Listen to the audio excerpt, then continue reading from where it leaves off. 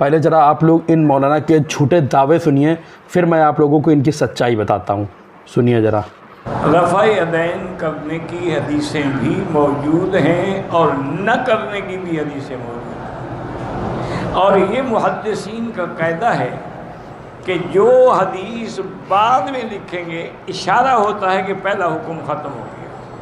तो इमाम तिरमिज़ी ने जहाँ रफ़ा यदैन का बाब बांधा है उसके फ़ौरन बाद बाब बांधा है रफ़ा यदैन न करने का, और हदीस पेश की अब्दुल्लाह इब्न मसूद की।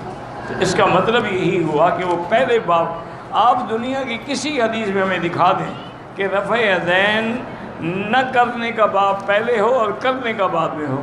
दुनिया की किसी भी हदीस की किताब को तो छोड़िए, मैं इसी किताब से दिखा दे रहा हूँ जिस किताब का इन्होंने हवाला दिया है, तिरमिज़ी से। तिरमिज़ी में हदीस नंबर 255 में और 256 में रफ़ा यदैन करने का जिक्र आया है, और इनके हिसाब से 257 में रफ़ा यदैन ना करने का जिक्र आया है, जो कि अब्दुल्लाह बिन मसूद रज़ी अल्लाह ताला अन्हु की ये हदीस बयान करते हैं इनके हिसाब से, जबकि वो हदीस जो है साबित ही नहीं है। और इमाम दाऊद और इमाम निसाई ने तो इस हदीस को ज़ईफ़ करार दे दिया है। फिर भी चलिए हम इस हदीस को सही मानते हुए आपकी इस बात को ले लेते हैं कि रफ़ा यदैन ना करने की हदीस है। चलिए, पहले करने का जिक्र आया 255 और 256 में, और 257 में ना करने का जिक्र आया। अब इन्होंने कहा कि लास्ट में ना करने का, इसे नहीं करेंगे। मुझे लगता है ये मौलाना साहब ने पूरी तिरमिज़ी कभी पढ़ी ही नहीं है। जिनके पास भी तिरमिज़ी किताब है खोल के बैठ जाए। इसके आगे की हदीस सुनिए। तिरमिज़ी हदीस नंबर 304 और तिरमिज़ी हदीस नंबर 3423 में नबी सल्लल्लाहु अलैहि वसल्लम जब नमाज़ पढ़ते थे